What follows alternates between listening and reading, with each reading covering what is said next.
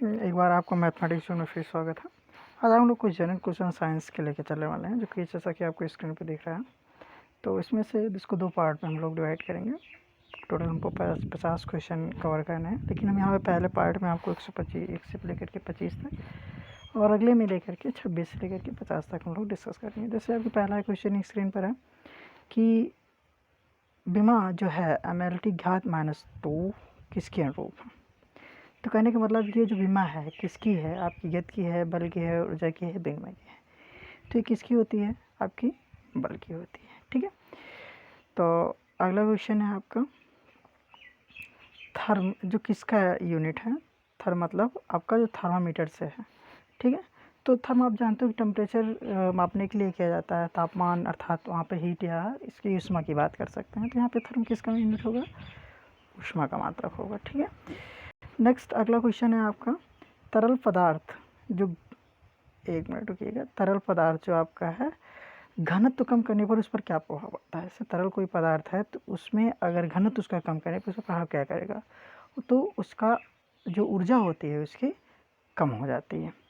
नहीं, ऊर्जा कम हो जाती है, नहीं कम हो जाता है। ठीक है। यहाँ से ऊर्जा से ही है तात्पर्य इसका। तो अगला क्वेश्चन आपका क्या है कि प्रकाश वर्ष, आप लोग को वैसे भी पता होगा कि प्रकाश वर्ष किसका मात्रक होता है।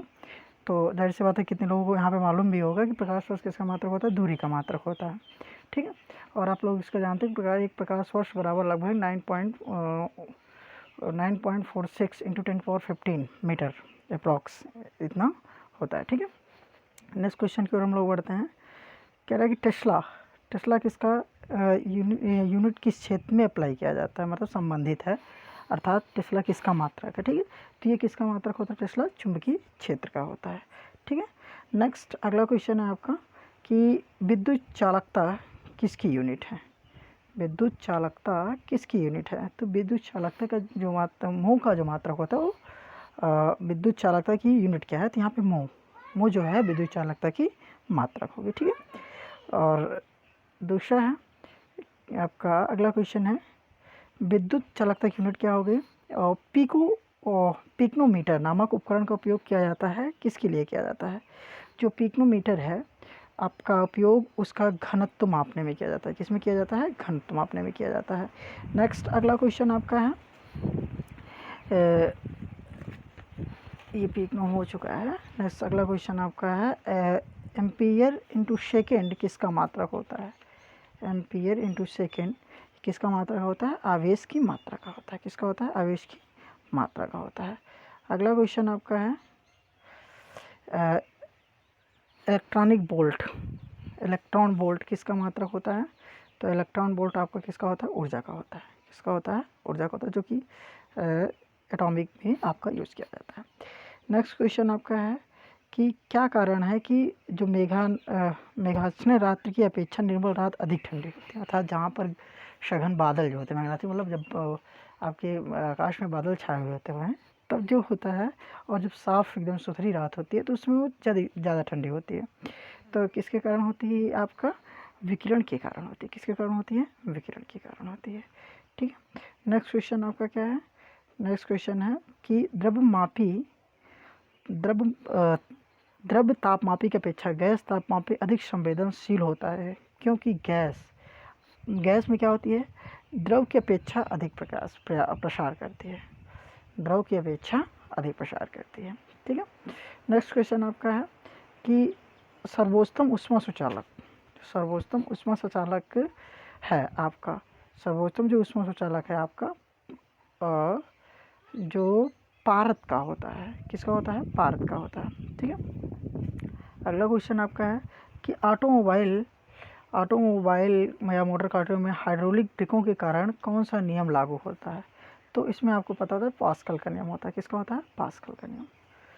ठीक। अगला क्वेश्चन है आपका नेक्स्ट आपका है बस ड्राइवर में के पास लगा दर्पण, जो बस होता है ड्राइवर में, जो किसका होता है, उत्तल दर्पण होता है। किसका होता है, उत्तल दर्पण होता है। नेक्स्ट क्वेश्चन आपका है हीरे की चमक किस कारण होती है। तो हीरे की जो चमक होती है वो प्रकाश के आंतरिक परावर्तन के कारण होती है। आपको परावर्तन में आपको ये बताया गया होगा। नेक्स्ट क्वेश्चन आपका है श्वेत प्रकाश को विभिन्न रंगों में विभक्त करने के लिए प्रयोग किया जाता है।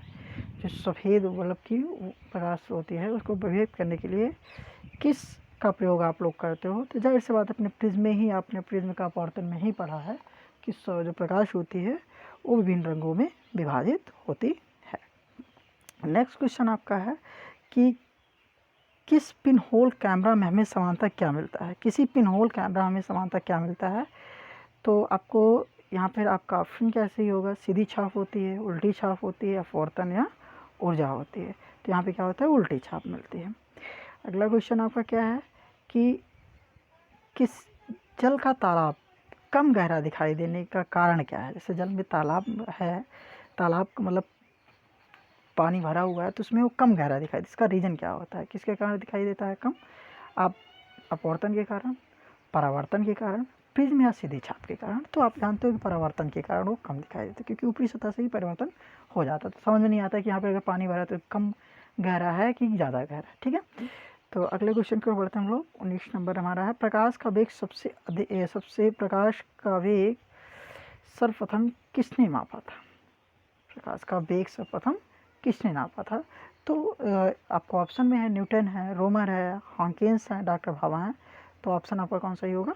रोमर सही होगा। नेक्स्ट क्वेश्चन आपका है कि फाउंटेन पेन, जो फाउंटेन पेन है किस नियम पर काम करती है? जो फाउंटेन पेन है किस नियम काम करती है? केस्का क्रिया, गति की क्रिया, अपवर्तन क्रिया, परावर्तन क्रिया। तो जो फाउंटेन पेन है आपकी केस्का की क्रिया पे, गति की क्रिया पे काम करती है। अगला क्वेश्चन नेक्स्ट आपका है कि रात में तारे क्यों चमकते हैं? रात में तारे क्यों चमकते हैं? अनेक अपवर्तन के कारण, अनेक परावर्तन के कारण, ऊष्मा के कारण और ऊर्जा के कारण। तो यहाँ पर आपका ऑप्शन क्या होगा? अनेक अपवर्तन के कारण। नेक्स्ट क्वेश्चन आपका है कि रात के समय आवासीय क्षेत्र में शोर का अनुमानित स्तर होता है। रात के समय जो टाइम होता है उस समय आवासीय क्षेत्र में जहाँ पर लोग रहते हैं वहाँ का जो शोर अनुमानित स्तर क्या होता है? तो आपका क्वेश्चन नंबर 22 है 54 dB, 45 dB और 37 dB और 39 dB। तो ऑप्शन आपका कौन सा सही है? B number 45 dB। Next question आपका है सूर्य की ऊष्मा पृथ्वी पर कैसे पहुंचती है? सूर्य की ऊष्मा आपकी कैसे पहुंचती है? तो तेज़ गति के द्वारा, विकिरण के द्वारा, तरंगों के द्वारा, कंपन गति के द्वारा। तो यहाँ पर ऑप्शन कौन सा सही होगा? विकिरण के द्वारा। किसके कारण होती है? विकिरण के कारण होती है। अगला है 24 कि वायुमंडल के ऊपरी भाग में ओजोन परत हमारी रक्षा किससे करती है? विकिरणों से करती है, पराबैंगनी किरणों से करती है, ज्वलनशील किरणों से करती है, हानिकारक। तो आपको जाहिर सी बात है इसमें आपको मालूम होना चाहिए कि जो आपकी होती है वो पराबैंगनी किरणों से आपकी सुरक्षा करती है। नेक्स्ट क्वेश्चन और लास्ट क्वेश्चन इस वीडियो का कह रहा है कि प्रकाश को सूर्य से पृथ्वी तक पहुँचने में कितना समय लगता है? कंप्लीशन लेवल में पूछा गया वो क्वेश्चन है। तो लगभग ये कितना होता है? 8.3 मिनट। कितना लगता है आपको? 8.3 मिनट। ठीक है, तो ये आपके 25 क्वेश्चन कवर हो गए हैं। तो इसके लिए 25 क्वेश्चन आपके यहाँ पे कंप्लीट हो गए हैं। ठीक है, तो आप लोग इसमें देखिएगा जो भी हो